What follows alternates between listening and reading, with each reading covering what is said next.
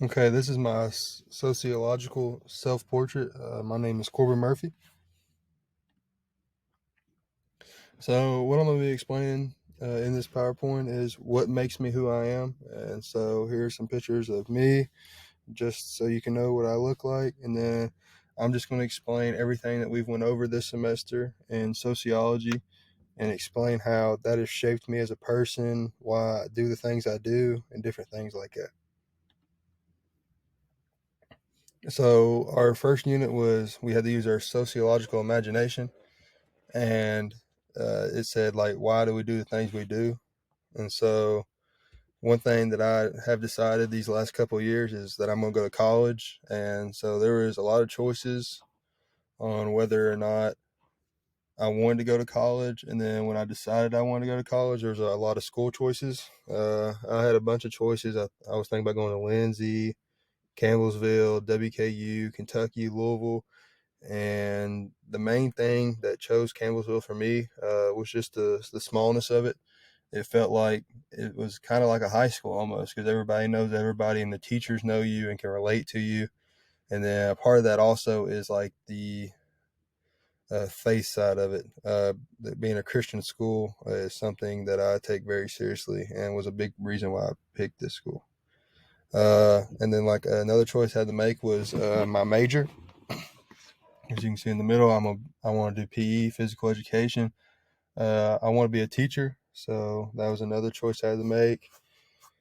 And then another reason I chose this school was for football.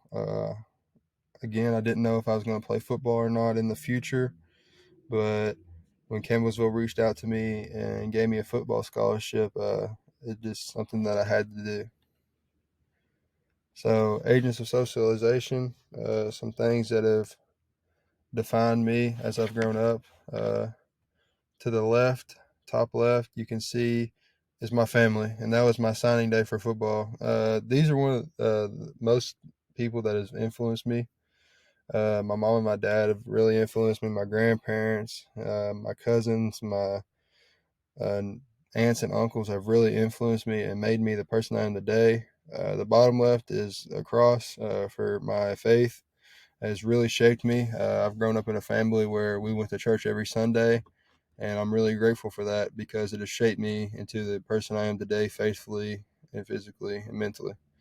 My top right, people I grew up with, my friend group, those are some pretty powerful relationships that I've had. Even though I currently don't live at that same school, I still have those bonds and relationships that I've grew up with, and I will always have them for forever. And then bottom right is the school. This school has really changed me over these. I've only been here for 1.5 years, but just the people here and the culture of this school has really changed me. It has, my faith has grown tremendously since I've been here, and it has really shaped me into a better man.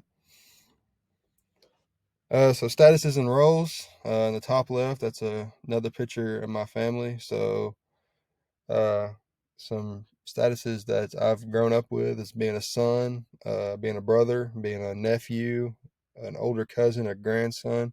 So those are some things that I take with pride. I try to make sure that if my parents or my grandparents hear my name from somebody else, that it's coming with a positive outlook on me for something that I've done good. I try to never put a shame on my name or anybody that's around me. And then the top right and the bottom, it's just friend groups, and that's a status that I've chose is to be friends with these guys. A lot of these guys are my teammates. I love being around these guys. And then another role that I've chose is also being an athlete. So being an athlete is something that I've chose. I've been an athlete since I was 3 years old playing t-ball. So it's just something that I've constantly been a part of. So we talked about defiance and social control. Something that I am very defiant with, especially when it comes to school, is procrastination. It's something that I struggle with, especially around finals time. I've been trying to do better with it, but I still struggle with it. And then we talked about how people would look at me being defiant, but me not maybe thinking that it is. So one example is me being a deer hunter. a lot of people would think that's bad. You shouldn't kill animals. You shouldn't even like eat meat or do anything like that. And my outlook is, I don't kill the deer in vain. Every part of the animal I use in some way, and my grandpa taught me this, and he's not here with me anymore. So that's just a way that I can still connect with him, the things that he's taught me. Then the top right, some people aren't Christians and think it's wrong to be a Christian in like different countries, and so that's something that's a really big part of my life, and that I will, till the day I die, I'll be a Christian, and try to help other people reach the gospel. Social mobility, we talked about that, moving up in the food chain, as you can say. So one thing was your race. It can really affect you whether you can move up the social ladder. And so I'm white and Caucasian. So I have a greater chance than an African American to get up in the social ladder. And then in the middle picture is me being a high school graduate. So I'll have a better chance of moving up the social ladder than somebody that hasn't graduated. And then I'm in college too, so that's also another plus if I graduate college that I'll have. And then the right, I have both my parents, and so that's something that I'm really grateful for. And percentage wise, historically, if you have two parents, you have a greater chance of moving up the social mobility ladder. So that's another thing that I'm very grateful that I've grown up with. So race and ethnicity. Uh, Being a white Caucasian, it's not. I haven't had the struggle with this as some people. I have a lot of friends that are African American or Hispanic, and it's just um, seeing the things that they have to go through to this day just because of their skin color is something that I will never understand.